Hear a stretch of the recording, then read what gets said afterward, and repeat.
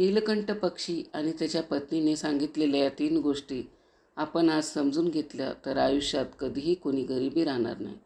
त्यामुळे कथा शेवटपर्यंत ऐका. व्हिडिओ जर आवडला तर व्हिडिओला लाईक करा, शेअर करा. ज्यांनी सबस्क्राईब केलं नाही त्यांनी माझ्या चॅनलला सबस्क्राईब करा. चला तर मग कथेला सुरुवात करूया.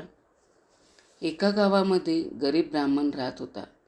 ब्राह्मणाच्या घरच्या जवळ एक जुने वडाचे झाड होते आणि त्याच झाडावरती नीलकंठ पक्षी आपल्या पत्नीबरोबर राहत होता. नीलकंठ पक्षी आणि त्याची पत्नी दोघेही खूपच बुद्धिमान होते आणि ब्राह्मण हा खूपच साधाभोळा आणि सत्याच्या मार्गावरती चालणारा माणूस होता. त्याच्या जीवनात नेहमी धनाचा अभाव होता, कारण सत्तेच्या मार्गावर चालत असल्यामुळे त्याला चुकीच्या पद्धतीने एकही पैसा कमवायचा नव्हता. मग जीवनात कितीही दुःख आले तरी पण सत्याचा मार्ग तो कधीच सोडत नव्हता. ब्राह्मण गरिबीत आपलं आयुष्य काढत होता. तो आपल्या कुटुंबाचा उदरनिर्वाह व्यवस्थित करू शकत नव्हता. पण ब्राह्मण नीलकंठच्या जोड्यांची खूप काळजी घेत होता. त्यांना खाण्यापिण्यासाठी वेळेवरती भोजन देत असे आणि पिण्यासाठी वेळेवर पाणी ठेवत असे. त्या ब्राह्मणाच्या मनात पक्ष्याप्रती खूपच दया होती. झाडावरती राहत असलेल्या नीलकंठ पक्षी आणि त्याची पत्नी त्या ब्राह्मणावरती खूपच खुश होते, कारण त्यांना स्वतःसाठी भोजन शोधण्यासाठी कुठे जावे लागत नव्हते. तो ब्राह्मण त्याच्यासाठी जेवण त्याच्या घरट्यातच ठेवत होता. एके दिवशी नीलकंठ आपल्या पत्नीला म्हणाला, हा ब्राह्मण मनाने किती चांगला आहे, आपली किती सेवा करतो, पण हा आवश्यकतेपेक्षा खूपच साधाभोळा आहे आणि त्याचा याच भोळेपणामुळे त्याने स्वतःचा आत्मविश्वास हरवला आहे. तो आपल्या कुटुंबाचा उदरनिर्वाह व्यवस्थित करू शकत नाही. याच्या आयुष्यात खूपच कष्ट आहे.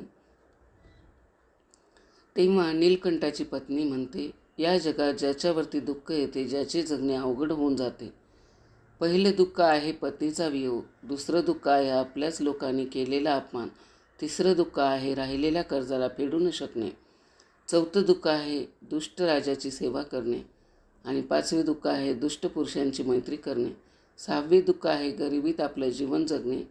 या सर्व दुःखामुळे मनुष्याचे शरीर अग्नीशिवाय जळत असते. ब्राह्मणाला अत्यंत दुःखात आणि चिंतेत पाहून एके दिवशी नीलकंठ आणि त्याची पत्नी दोघं विचार करतात, आपल्याला या ब्राह्मणाची काहीही मदत करायलाच हवी. बिचारा ब्राह्मण आपल्यासाठी एवढं करतो, त्याच्यासाठी आपल्याला काहीतरी करायलाच हवे, म्हणजेच या ब्राह्मणाचं आणि त्याच्या कुटुंबाचं जीवन सुखात व्यतीत होईल. रात्रभर दोघांनी विचार केला आणि दुसऱ्या दिवशी नीलकंठ आणि त्याची पत्नी ब्राह्मणाला म्हणाले, हे ब्राह्मण देवता, तुम्ही राजाकडे जा आणि राजाला सांगा की मला तुमच्या इथे काहीतरी काम द्या. जी समस्या कोणी सोडू शकत नाही ती समस्या मी सोडवीन.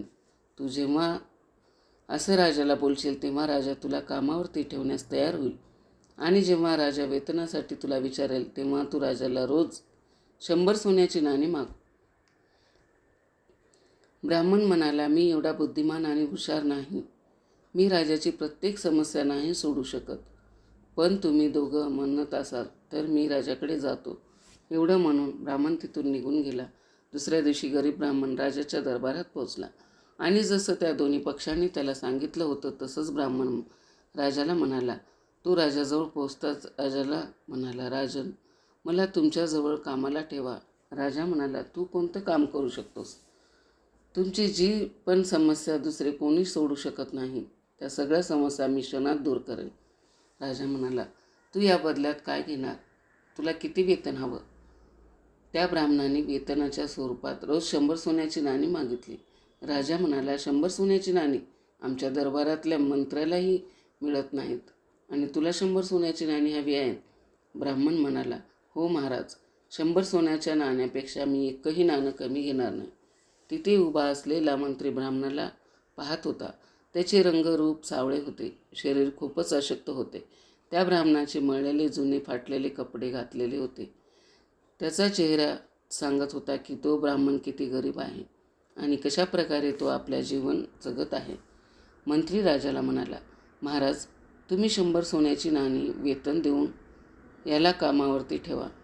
हा ब्राह्मण गरीब आहे पण 100 सोन्याची नाणी मागत आहे, म्हणजे नक्कीच यामध्ये काही ना काही विशेष आहे. राजा म्हणाला, मंत्री, मी जर याला 100 सोन्याची नाणी देऊन कामावरती ठेवले तर दुसऱ्याबरोबर हा अन्याय होईल. आमचे जुने दरबारी आहेत, एवढे पैसे त्यांनाही मिळत नाहीत. मंत्री म्हणाला, महाराज, हा ब्राह्मण 100 सोन्याच्या नाण्यासाठी हट्ट करत आहे, म्हणजे याच्यामध्ये काहीतरी विशेष गुण असेल. याचा चेहरा पाहून तुम्ही कोणताही निर्णय घेऊ नका. मंत्र्याच्या आग्रहावरून राजाने त्या ब्राह्मणाला आपल्या इथे कामावरती ठेवण्यास तयार झाला. राजा म्हणाला, ठीक आहे, तू आजपासून आमच्या इथे कामावरती राहा आणि मी तुला त्या बदल्यात 100 सोन्याची नाणी देत जाईल. संध्याकाळी राजाने त्या ब्राह्मणाला 100 सोन्याची नाणी दिली. ब्राह्मण 100 सोन्याची नाणी घेऊन आपल्या घरी आला. त्याने ती नाणी आपल्या पत्नीला दिली. त्याच्या पत्नीने आज पहिल्यांदा एवढं धन पाहिलं होतं. पत्नी म्हणाली, तुम्ही एवढी सोन्याची नाणी कुठून घेऊन आलात? ब्राह्मण म्हणाला, घाबरू नकोस, ही सोन्याची नाणी मी कुठून चोरून आणलेली नाहीत. मी नीलकंठ आणि त्याच्या पत्नी या 2 पक्ष्यांच्या सांगण्यावरून राजाच्या दरबारात गेलो होतो आणि राजाला 100 सोन्याची नाणी वेतन म्हणून मागितली होती. मी राजाला म्हणालो, जी समस्या कोणी सोडू शकत नाही ती समस्या मी सोडवीन, म्हणून राजाने मला 100 सोन्याची नाणी देऊन कामावरती ठेवले आहे. पण राजाने मला कामावरती ठेवले तर आहे, पण जर असे कोणते काम आले तर मी त्याला कसे सोडू? तेव्हा तिथे असलेला नीलकंठ हसत म्हणाला, ब्राह्मण देवता, तुम्ही घाबरू नका. देणारा तर ईश्वर आहे. हे त्याने दिले आहे तर मग मार्गही तोच दाखवेल. आज ब्राह्मण नीलकंठ आणि त्याच्या पत्नीवरती खूपच खुश होता. ब्राह्मणाला राजाच्या दरबारात रोज 100 सोन्याची नाणी मिळू लागली. ब्राह्मण ती नाणी घेऊन आपल्या पत्नीला देत होता. ब्राह्मणाच्या पत्नीने पहिल्यांदा त्या नाण्यापासून आपल्या रोजच्या ज्या गरजा होत्या त्या पूर्ण केल्या आणि राहिलेल्या पैशाचं काय करायचं असा विचार करू लागली.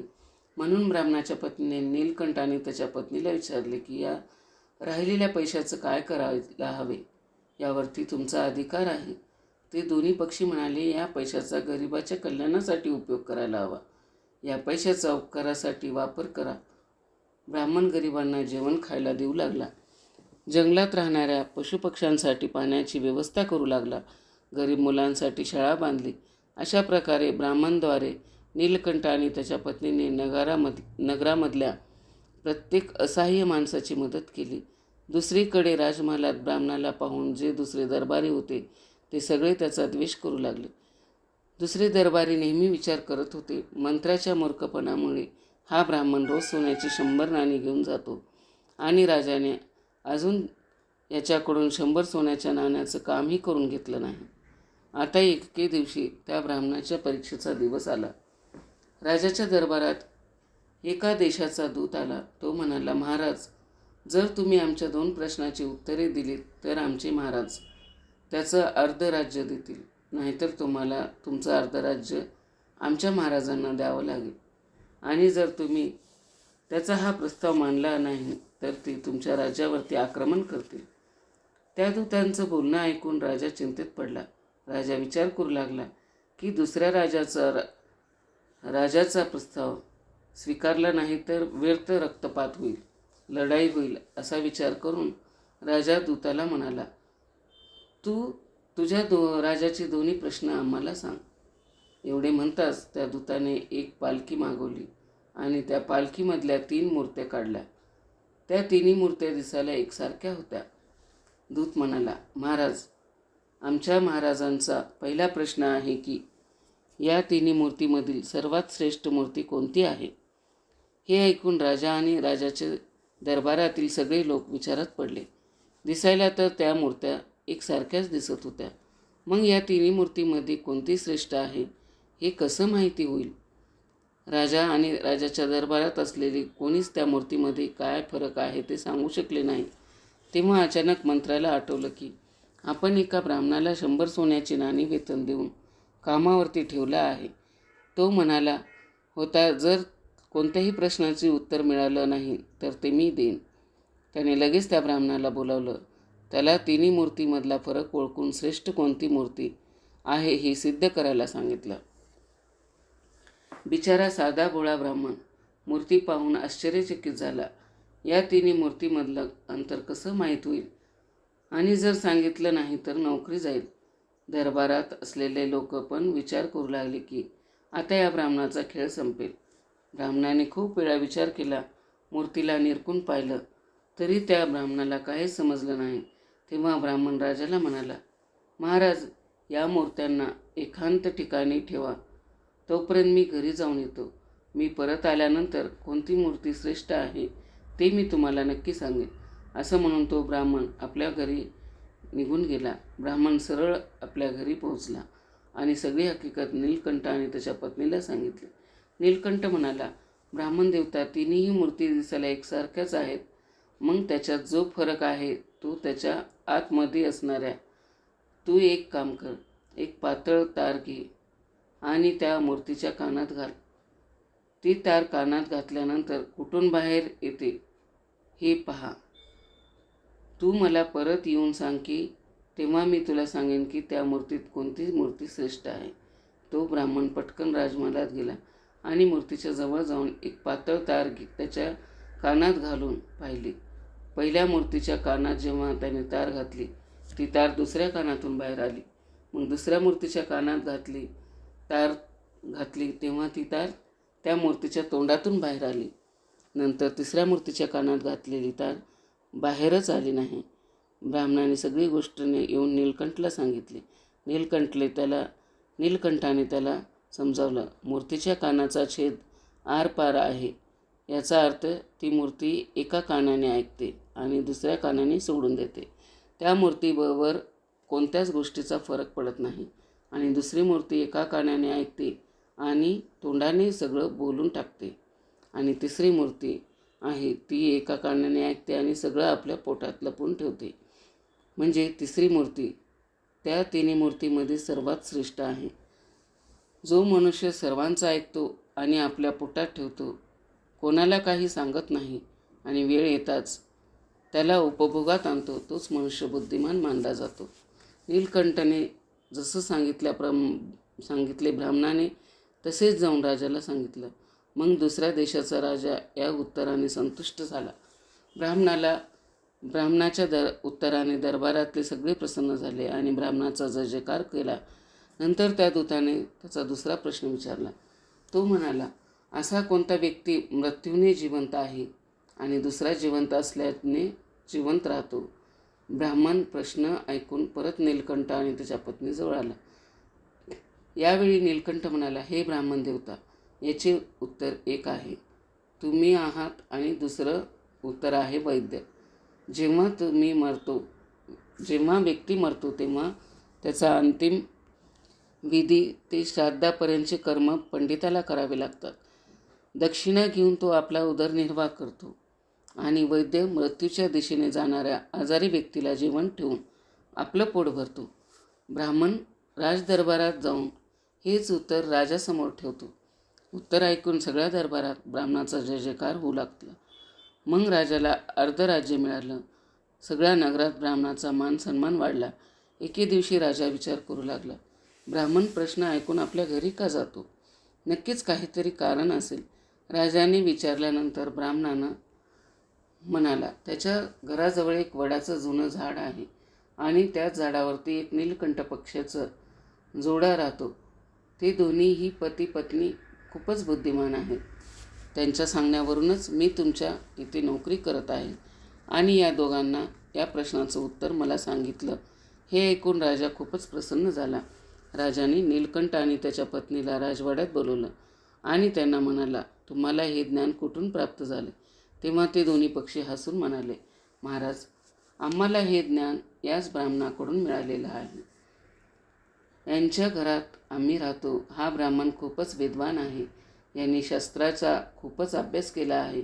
जेव्हा हा ब्राह्मण शास्त्राचा अभ्यास करण्यासाठी बसत होता तेव्हा आम्ही झाडावरती बसून सगळं ऐकत होतो आणि याच्याच कृपेमुळे आमच्यामध्ये एवढी बुद्धी आलेली आहे. महाराज, हा ब्राह्मण खूपच साधा भोळा आहे. याच्यामध्ये स्वतःचा आत्मविश्वास नव्हता. हा आयुष्यभर आपल्या भोळेपणामुळे गरिबीचे दुःख सहन करत होता. यावेळी यांनी आमचा सल्ला मानला आणि ते सफल झाला. नीलकंठ पुढे म्हणाला, हे राजन, या 3 गोष्टी जो व्यक्ती आपल्या जीवनात आत्मसात करेल तो आपल्या गरिबीला कायम मिटू शकतो. सगळ्यात पहिली गोष्ट म्हणजे मनुष्याने स्वतःचा आत्मविश्वास कधीच हरवला नाही पाहिजे. कारण जो व्यक्ती आपला आत्मविश्वास हरवतो तो कधीच आयुष्यात काही करू शकत नाही. याचं सगळं आयुष्य गरिबीत जाते. आणि ज्याच्याजवळ आत्मविश्वास असतो तो नेहमी आपल्या आयुष्यात प्रगती करतो. त्याच्या आयुष्यातून गरिबी समाप्त होते. दुसरी गोष्ट म्हणजे ज्या प्रकारे सुगंधाशिवाय फुलाचं काहीच मूल्य नाही आणि पाण्याशिवाय नदीचं मूल्य नाही, तशाच प्रकारे ज्ञानाशिवाय मनुष्याचं मूल्य नाही. म्हणून व्यक्तीला ज्ञानाचे अध्ययन करायला हवे. कारण ज्ञान आत्मसात केल्याशिवाय व्यक्ती आपल्या गरिबीला मिटवू शकत नाही. म्हणून ज्ञान असणे खूपच गरजेचं आहे. तिसरी गोष्ट म्हणजे माणसाला कधीही कर्महीन होऊन बसले नाही पाहिजे. नेहमी प्रयत्नशील राहिले पाहिजे. कारण प्रयत्न करणारा व्यक्ती कधीच गरीब राहत नाही. त्याच्या आयुष्यातून गरिबी नेहमीसाठी निघून जाते. ही सृष्टी भरपूर मूल्यवान गोष्टींनी भरलेली आहे. पण जो कर्महीन आहे, जो कर्मच करत नाही, त्याला त्या गोष्टी प्राप्त होत नाहीत ज्या त्याच्या जीवनासाठी आवश्यक आहेत. पण जो व्यक्ती कर्मठ आहे तो आपल्या कर्माद्वारे त्या सगळ्या गोष्टींना प्राप्त करतो ज्या त्याच्या जीवनासाठी आवश्यक असतात. म्हणून कर्महीन आणि कर्मठ बना. नीलकंठाचं बोलणं ऐकून राजा म्हणाला, हे पक्षी, मला तुमच्यावरती खूप अभिमान आहे. तुम्ही एक असहाय्य ब्राह्मणाचा मान वाढवला आहे. त्याचबरोबर या राज्याचं नावही रोशन केलं आहे. तुम्हाला काय हवं ते माझ्याकडून मागू शकता. नीलकंठ म्हणाला, महाराज, मला वाटते की आपल्या नगरातील सगळ्या जीवजंतूंचं जीवन पूर्णपणे सुखमय होईल. कोणताही पशुपक्षी किंवा जनावराला भूक आणि तहानेने आपले प्राण गमवावे लागू नये अशी व्यवस्था करा. नीलकंठची पत्नी म्हणाली, महाराज, मला वाटते की आपल्या राज्यात मुलाप्रमाणे मुलींना पण शिक्षणाचा अधिकार प्राप्त झाला पाहिजे. कारण ज्या ठिकाणी नारी अज्ञानतेच्या अंधारात भटकत असते त्या ठिकाणी कधीच सुख आणि शांती राहू शकत नाही. नारी आपल्या मुलांची गुरु असते. जर ती शिक्षित होईल तर तिची येणारी संतानही शिक्षित होईल. नीलकंठ आणि नीलकंठच्या पत्नीच्या बोलण्यावरून राजाने आपल्या राज्यात नारीचे शिक्षण आणि पशुपक्ष्यांच्या सेवेला प्राधान्य दिले. अशा प्रकारे सुंदरातला सुंदर फूल सुगंधाशिवाय व्यर्थ आहे. त्याचप्रकारे मनुष्य कितीही रूपवान असेल, बलशाली असेल, मोठ्या कुळात जन्म घेतला असेल, स्त्री असो किंवा पुरुष, ज्ञानाशिवाय सगळं व्यर्थ आहे. त्याचं काहीच महत्त्व नाही. जर मित्रांनो, अशा प्रकारे आपण आज नीलकंठ पक्षी आणि त्याच्या पत्नी यांची सुंदर अशी कथा पाहिली. कशी वाटली तुम्हाला कमेंट करून नक्की सांगा. शेवटपर्यंत माझा व्हिडिओ ऐकला त्याबद्दल आपल्या सर्वांचे मनापासून आभार.